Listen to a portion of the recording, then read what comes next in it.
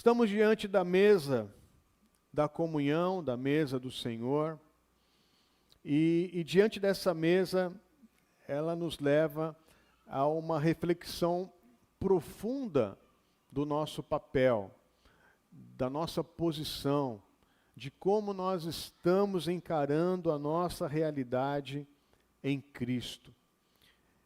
É uma mesa que nos leva a uma reflexão particular. Precisamos pensar como nós estamos ao comermos o pão e ao bebermos o cálice. Eu gosto sempre de trazer uma reflexão para mim, que faça sentido para mim, que possa fazer sentido para a tua vida.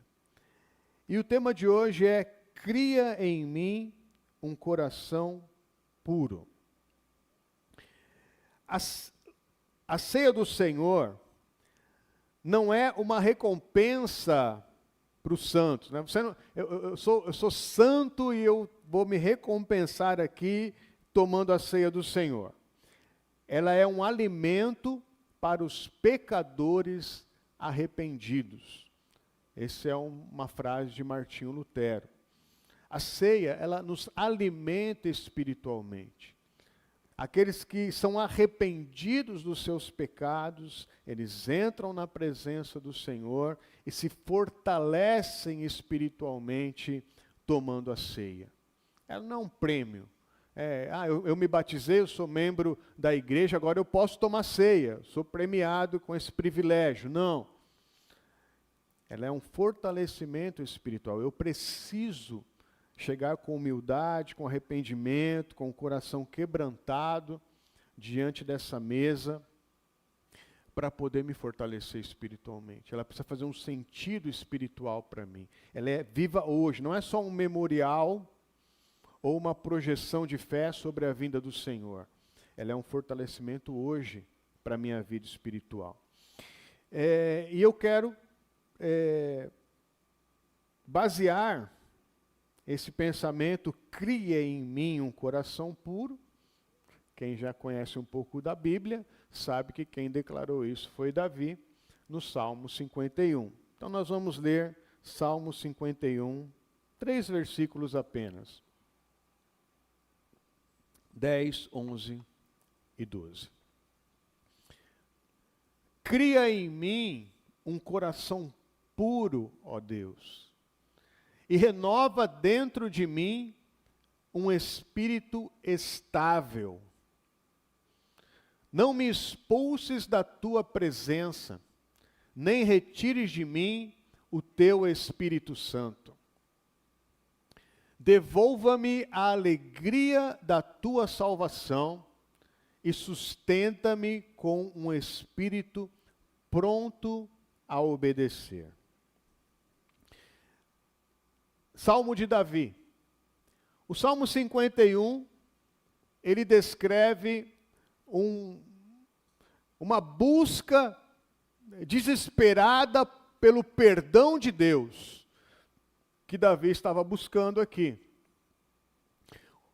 Chegando com o coração quebrantado, quebrado no pó, arrependido, buscando a misericórdia de Deus. A gente vê aqui um homem que, mesmo tendo passado por uma profunda crise pessoal, ele entendia que o único refúgio e a única resposta era Deus.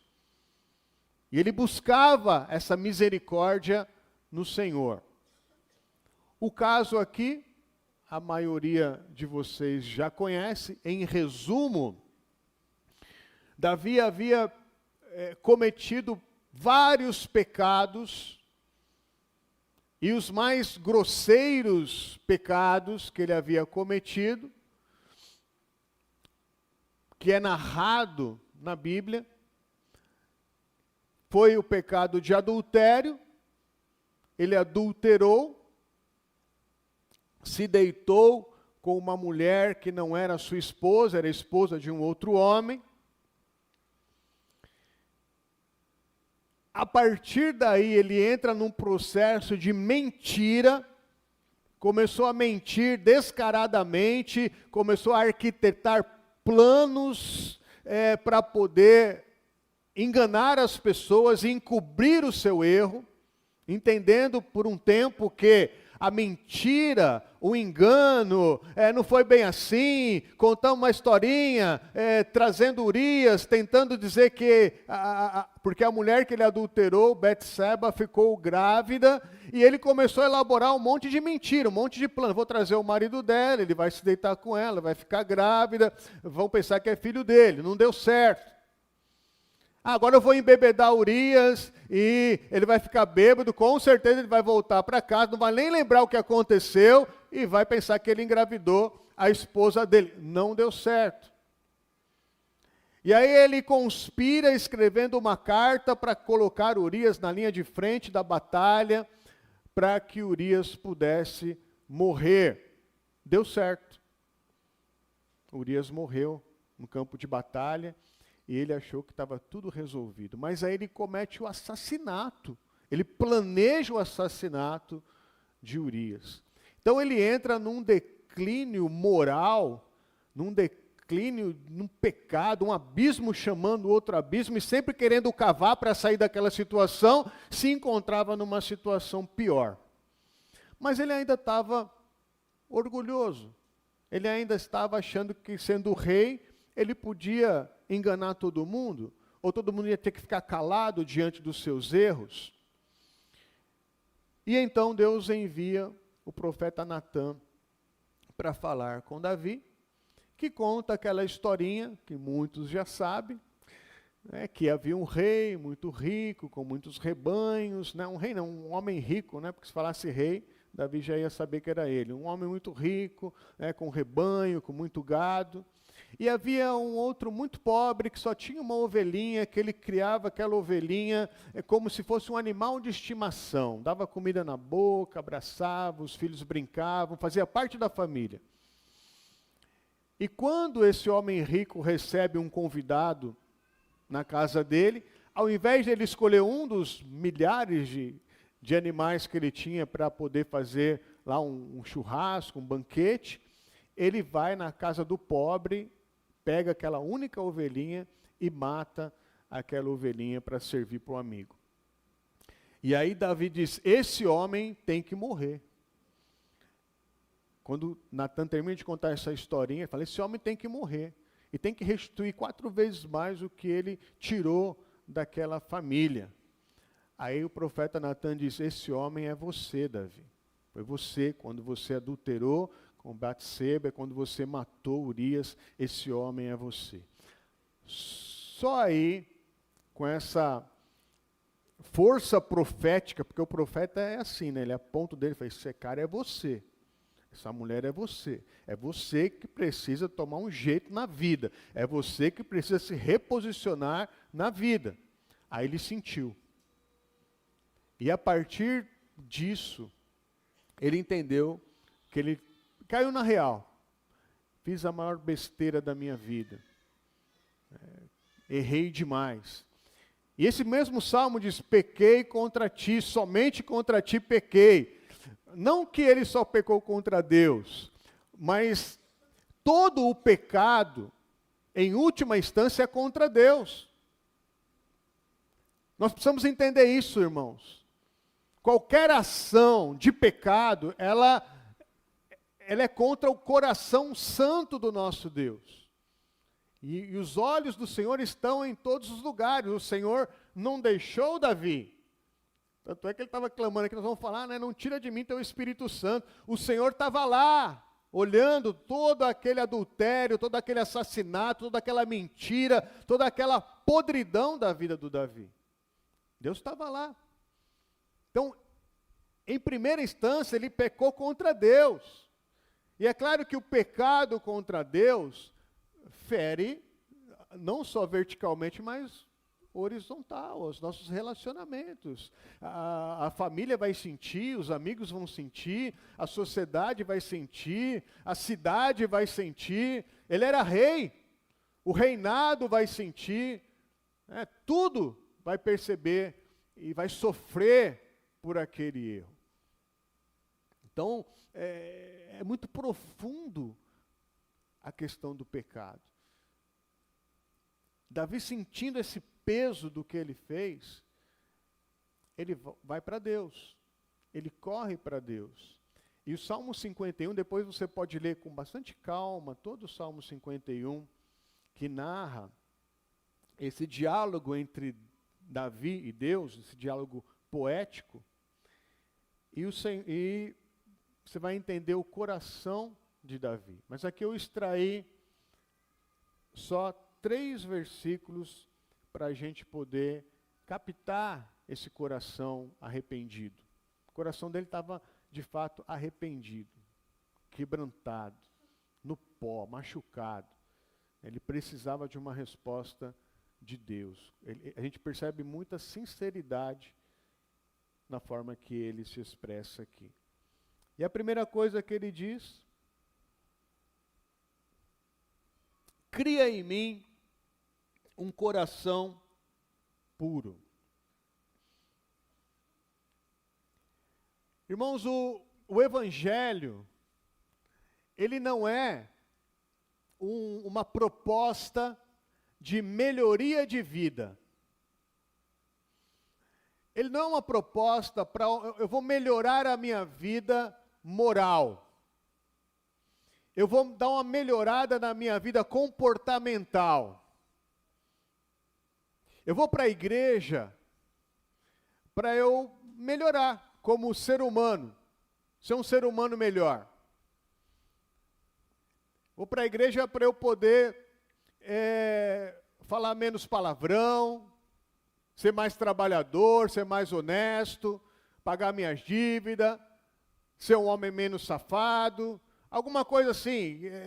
Eu preciso melhorar, eu sei que eu preciso melhorar. Vou para a igreja, porque eu preciso dar uma melhorada. Minha vida está muito ruim, está muito torta, atrapalhada. Essa não é a proposta do Evangelho. O que Davi está pedindo aqui, cria em mim um coração puro, é muito mais profundo. O verbo criar aqui é o mesmo verbo usado quando Deus criou todas as coisas na criação do mundo. Do nada, ele trouxe a existência. Ele gerou o novo. Então, não é uma reforma. Dá uma reformada no meu coração, Senhor. Dá uma melhorada nesse coração, porque ele não está mal. Não, me dá um coração novo, totalmente novo. Joga esse coração fora, que ele não presta. Eu preciso de um milagre. Eu preciso de um coração novo. É mais ou menos assim. Cria em mim um coração puro Senhor, o Senhor sabe que quando eu olhei para Batseba, o que aconteceu no meu coração? Eu não quero mais ter esse coração. Quando eu olhar novamente para uma mulher, eu quero ter um coração como o teu coração. É um novo coração que eu preciso. Não é um coração melhorado. Charles Spurgeon fala assim: Deus não nos conserta, Ele nos recria. É uma recriação. Se alguém está em Cristo, é uma nova criação, é uma nova criatura. Então ele está entendendo aqui que ele precisa mudar a sua essência. Ele precisa mudar o seu coração, ele precisa mudar o seu jeito de olhar, de pensar, de agir na sua vida. Então a primeira coisa aqui, eu preciso de algo novo. É como alguém chega para um restaurador de um quadro, chega com um quadro muito bonito, mas muito velho, muito desgastado, comprometido. E ele diz para o restaurador: eu quero que esse quadro seja restaurado e fique como original. E o restaurador olha para o quadro e diz: por mais habilidade que eu tenha, por mais técnica que eu tenha, eu vou até tentar, mas nunca vai ser como original. Se você quer um quadro como esse, vá até o autor desse quadro. Procure o autor desse quadro. E fala assim: faça um quadro novo. Use o jeito que você usa a sua técnica, faça um novo quadro. Não é um quadro reformado, restaurado. É um quadro novo, que só o autor da criação é que pode fazer. E eu quero que você entenda isso, então, para valer. Você não está na igreja para ser reformado na sua mentalidade. Você não está na igreja para ser restaurado em algumas áreas da sua vida. Nós estamos aqui para que seja tudo novo para valer. A gente chega diante dessa mesa, Senhor, eu não quero mais ser quem eu era. Eu preciso de algo novo, eu preciso de um novo coração, de uma nova mente, de uma nova vida para mim. É assim que eu chego com sinceridade, com quebrantamento, diante daquilo que o Senhor conquistou para nós no Evangelho. O Evangelho é, eis que tudo se fez novo. As coisas novas vieram, as coisas velhas ficaram para trás. Amém? E a segunda parte desse versículo, ela diz assim, é no 10 mesmo, não terminei o 10 ainda. E renova dentro de mim um espírito estável. O que ele entende, que ele precisa de Deus, é estabilidade espiritual. É estabilidade. É ficar estável. Eu coloquei aqui alguns sinônimos: firme, bem posto, preparado, sólido. Isso é estabilidade. Tudo ao redor está balançando. Tudo ao redor está estranho. Tudo ao redor está chacoalhando. Eu estou estável. Eu estou nivelado. Eu estou posto, estabelecido. Eu não saio dessa posição. Isso é estabilidade. E ele está falando aqui sobre estabilidade espiritual. Está precisando disso. Por quê, irmãos? Porque quem não tem essa estabilidade está instável.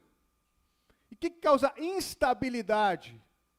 É o pecado. É o convívio com o pecado. Quem está nessa instabilidade não tem firmeza de vida, não tem segurança, não tem firmeza de propósito, é levado para lá e para cá com qualquer vento de doutrina, com qualquer circunstância da vida, está instável. Como nós vamos conviver com pessoas instáveis? Um dia quer, outro dia não quer. Um dia vai, outro dia não vai.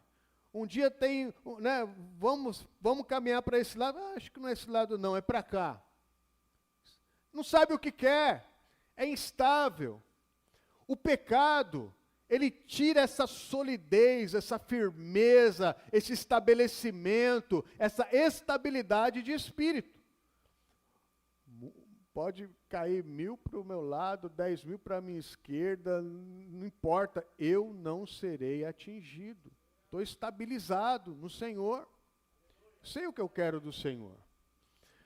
Os motoristas aqui sabem que quando você tem um carro, que ele está estabilizado, está com o pneu novo, fez alinhamento, balanceamento, né? Você está andando com o carro a 100, 110, você precisa fazer uma curva, uma ultrapassagem, você sente estabilidade, segurança. Você sabe que você não está colocando a sua vida e da sua família em risco, você vai, com certeza. Quando você tem um carro, que você sabe que o pneu está careca, que a parte de baixo lá do carro está vencida, está desalinhado, você começa a andar 100 por hora, ele começa a trepidar, ele está instável. Você vai correr risco se você fizer uma curva a 100 por hora. O que ele está dizendo aqui é, Senhor, eu preciso dessa estabilidade espiritual. Está estabilizado. Não dá para a gente ficar vivendo sem olhar para uma pessoa. Nós estamos no Dia Internacional da Mulher. Você que é marido, e você que um dia pretende ser marido, sonha um dia em ser um marido, se você quer deixar sua esposa tranquila, em paz, segura, seja um marido estável. Ela sabe exatamente que você é confiável, que você sabe o que você quer, que você sabe aonde você vai chegar. Não há insegurança nas suas decisões. Estabilidade. O que Davi está pedindo aqui é estabilidade. Não apenas emocional, mas espiritual. É como um maestro que rege uma orquestra. Você já viu um maestro regendo uma orquestra? Irmãos, ele é firme. Ele sabe o que ele está fazendo, ele dá todos os comandos. Todo mundo que ele está regendo sabe a hora que tem que entrar, a intensidade, a velocidade. Eu não entendo nada de música, mas você percebe que ele está no comando ali e tudo funciona de uma forma harmônica. Coloca ali um maestro instável, que tem dúvida, que tem medo, que não sabe a hora certa, ele vai destruir tudo aquilo. Por mais que os músicos sejam experientes. Davi está pedindo um espírito estável, ou como diz outras versões, inabalável. Eu preciso de um espírito estável, inabalável. Nada me abala. São situações. A gente não pode viver por vista ou por circunstâncias. Às vezes a gente tem dinheiro, às vezes a gente não tem dinheiro. Às vezes a gente está com saúde, às vezes a gente está sem saúde. Às vezes está empregado, às vezes está desempregado. As circunstâncias, elas mudam sempre. E aí? Se eu sou instável, um dia eu estou feliz, outro dia eu estou infeliz. Um dia eu estou alegre, outro dia eu estou triste. Um dia eu estou bem-humorado, outro dia eu estou mal-humorado. E aí? O que está faltando? Estabilidade.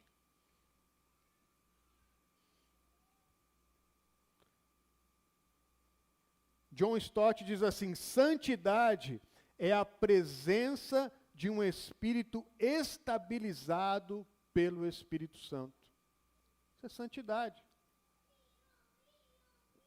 Você vai andando na estabilidade, o Espírito Santo vai te ensinando, você vai cada vez mais buscando a santidade, vivendo a santidade da parte de Deus. Vamos para o verso 11.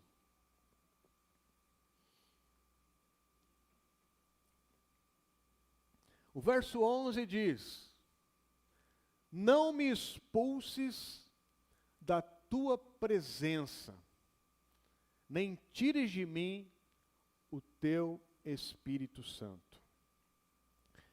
Talvez isso aqui seja o momento mais dramático do Salmo. O medo de Davi era perder a presença. Por mais que ele estava enrolado, ele ainda buscava a presença, porque aqui ele está falando com Deus. Está buscando em Deus a resposta para a crise que ele está vivendo. Não me expulses da tua presença. Isso era algo caro para Davi. Era algo inegociável. Nem retire de mim o teu Espírito Santo.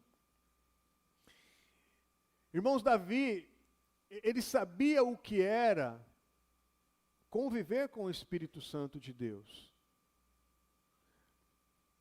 Ele era um artista, ele era um salmista, ele compunha, ele profetizava, ele convivia com o Espírito Santo de Deus. Ele buscava direção através do Espírito Santo de Deus. Mas ele viveu um tempo de crise. Ele disse: Senhor, não retires de mim o teu Espírito Santo. Por quê? Porque ele se lembrava do que é ser uma pessoa sem o Espírito Santo? Como é que ele ia reinar? Como é que ele ia governar? Como é que ele ia decidir? Como é que ele ia viver sem o Espírito Santo? Ele se lembrava de Saul, seu antecessor. Porque enquanto o Espírito Santo estava com Saul, o Espírito de Deus estava com Saul, ele ia bem. Ele estava estabelecendo o reino. Mas quando Deus retira o espírito de Saul e dá espaço livre, então, a Bíblia fala que um espírito maligno tomou posse da vida de Saul. Davi tinha que ser usado como instrumento de Deus para tocar harpa e amenizar a possessão demoníaca do rei Saul. Então ele sabe o que é não ter o Espírito Santo de Deus. Ele sabe o final disso. Saul foi derrotado, morreu, seus filhos sofreram, seu reinado acabou. Davi sabia o que era ser um homem sem o Espírito Santo de Deus, uma vez tendo experimentado. Então aqui há um clamor ao Senhor: não posso viver, não me tire da tua presença, não retires de mim o teu Espírito Santo. Ele clama por essa misericórdia, para que o Espírito Santo continue com ele. O Senhor, Ele prometeu para nós, igreja, estar conosco todos os dias da nossa vida, até a consumação dos séculos. Nesse tempo aqui, não era assim. Somente os profetas, os sacerdotes, os reis, tinham o privilégio dessa unção. E agora, ele teme por isso. Vai chorando, angustiado. Eu não posso viver sem a presença do teu Espírito. É como que nós vamos viver sem a presença do Espírito? É como uma criança. Imagine uma criança novinha, 3, 4 aninhos, que se perde do seu pai e da sua mãe no shopping, ou num hipermercado gigante. Se perde.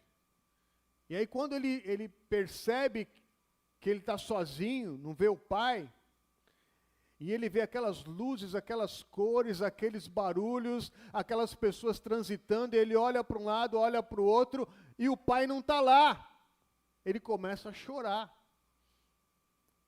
querendo o pai, fica em desespero e começa a chorar, pedindo o pai. E quando o pai chega e ele vê o pai, é automático. Você já deve, que tem filho, você já deve ter passado por isso. Está chorando, na mesma hora, começa a sorrir. Fica alegre, fica feliz. Muda assim, na hora. As luzes continuam lá, as cores continuam lá, o barulho continua lá, as pessoas continuam para lá e para cá. O que é diferente? A presença do Pai. A presença do Pai muda tudo. Quando ele vê o Pai, a alegria vem. A segurança vem. Agora o meu Pai está comigo. Se há uma coisa que fere o Espírito Santo de Deus, é o pecado. Entristece o Espírito Santo de Deus. Vai apagando o Espírito Santo de Deus dentro de nós. Já pensou isso, irmão? Se olhar para um lado e para o outro nessa vida e entender que você está envolvido num nível de pecado tão profundo que você olha e fala assim: cadê meu Deus? Cadê meu Pai? Cadê o Espírito Santo? O que eu faço agora? Isso é desespero total. Quem já experimentou, quem já bebeu dessas águas, quem tem essa solidez, essa estabilidade, se perde isso, perde tudo. Então aqui é o clamor central do Salmo: Senhor, eu preciso, do teu Espírito Santo, não retires de mim o teu Espírito Santo.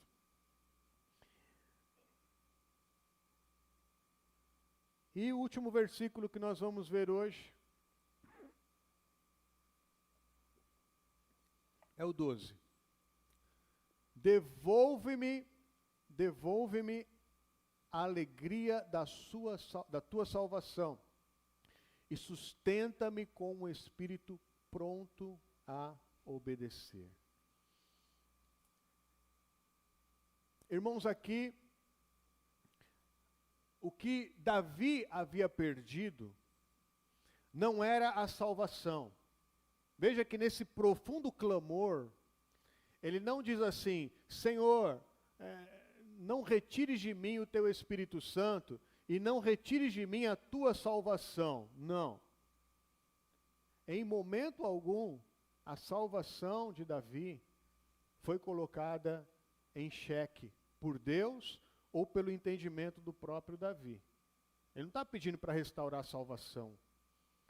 Ele entende que ele pecou contra Deus, que ele feriu o coração de Deus.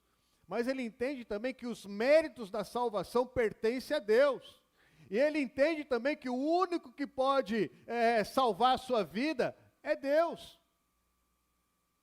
Então o que ele perdeu aqui é a alegria da salvação. Ele não conseguia mais cantar, não conseguia mais proclamar, não conseguia mais compor, não conseguia mais louvar. Ele perdeu a condição. Ele estava nesse processo depressivo. Quando a gente pensa, quando a alegria é roubada, a gente entra num processo de tristeza, num processo depressivo. Então ele nunca pensou que a sua salvação estava em jogo. Ele sabia o destino dele, que era Deus. Ele ia para Deus, foi para Deus. Isso aqui é muito importante, irmãos.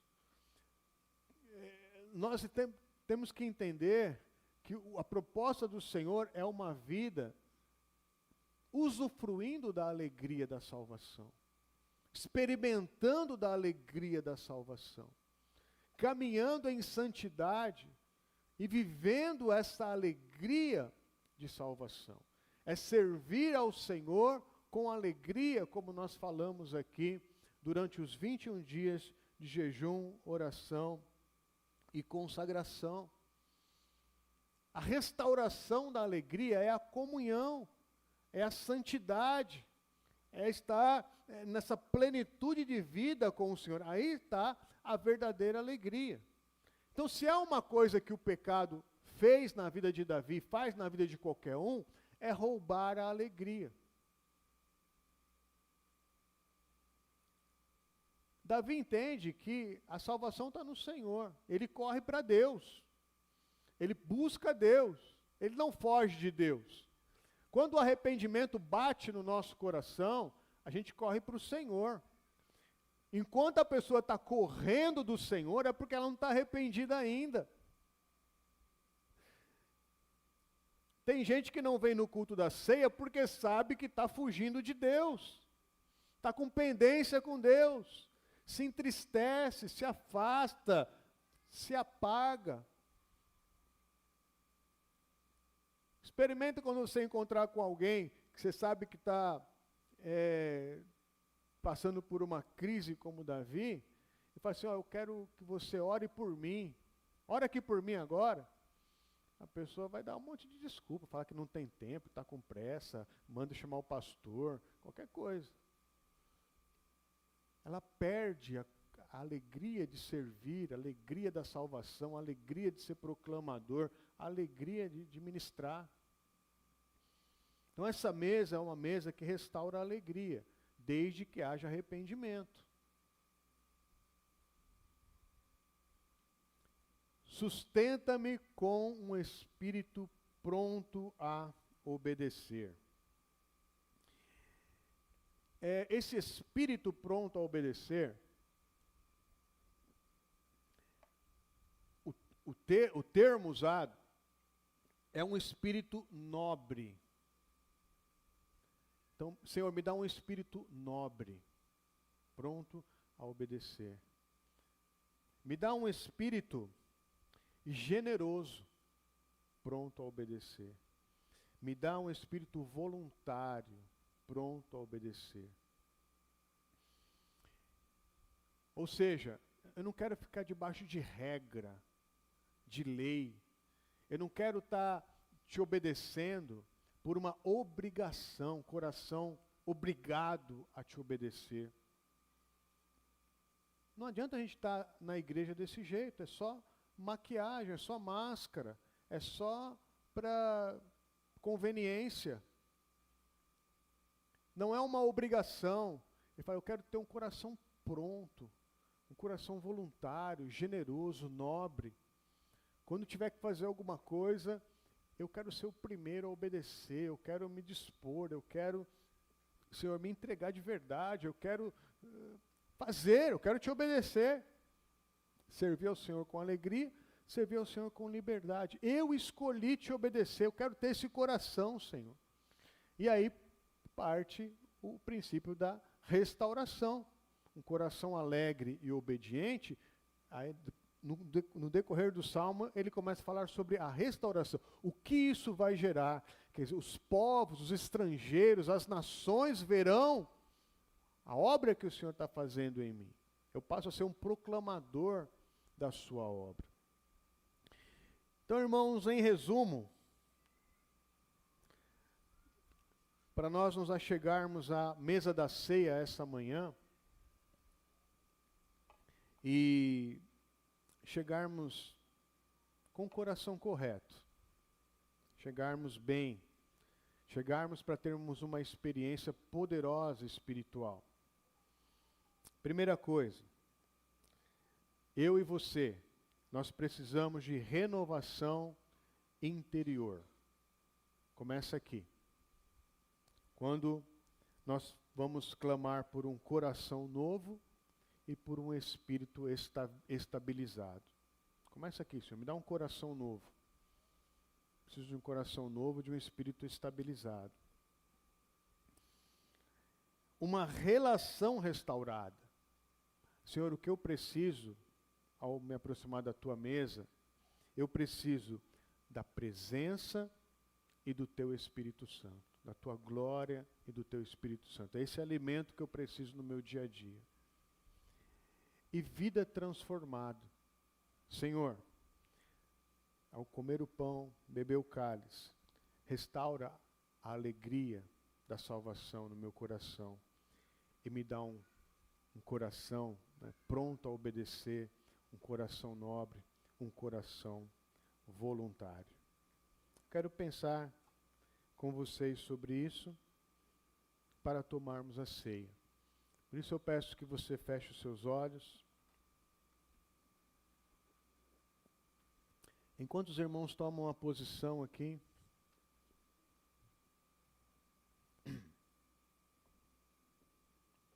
de olhos fechados,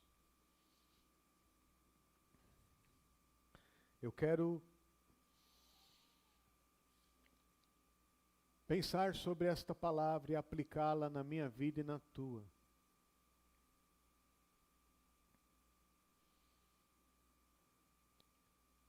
Ao nos aproximarmos da mesa, que em nome de Jesus, nesta manhã, que o seu coração seja transformado. Receba isso para a tua vida.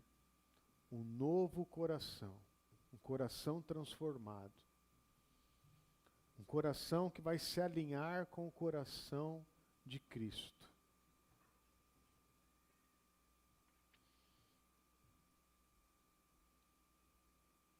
Ao comer o pão e beber o cálice, quando você se aproximar dessa mesa com arrependimento, receba a estabilidade espiritual. Você sabe com quem o Espírito Santo fala essa manhã. Você que está instável, acorda um dia de uma forma e outro dia de outra. Não sabe para que lado vai na sua vida. Em Deus, no Senhor, por aquilo que Ele conquistou, receba estabilidade espiritual. Deseje receber isso.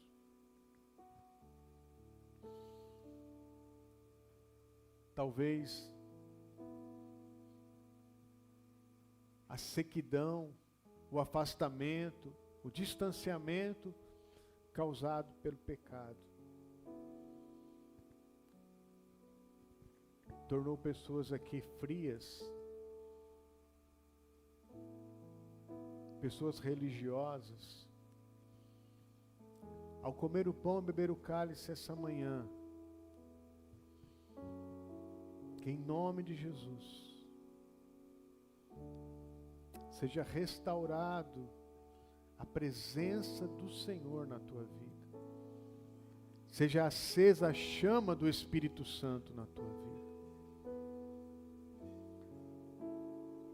E ao comer esse pão e beber o cálice, independente das instabilidades ao seu redor, das circunstâncias ao seu redor, que você receba a alegria da salvação.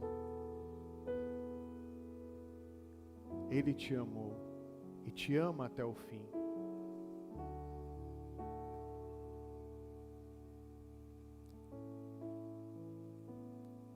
E que o teu espírito seja renovado para obedecê-lo. Senhor, que essa graça nos alcance essa manhã. Que não haja resistências para o teu agir. Que possamos, Senhor, experimentar algo novo. Uma experiência de vida espiritual.